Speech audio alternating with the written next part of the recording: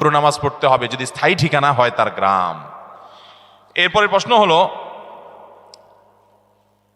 আমি অনেকবার তওবা করেছি, প্রত্যেকবারই ভঙ্গ হয়েছে, তাহলে কি আমি মুনাফিক হয়ে গেছি?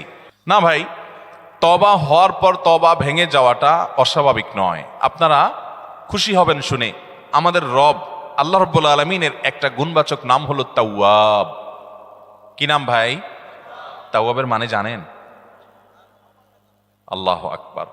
রিপিটেডলি, বারবার যিনি বান্দার তওবা কবুল করেন।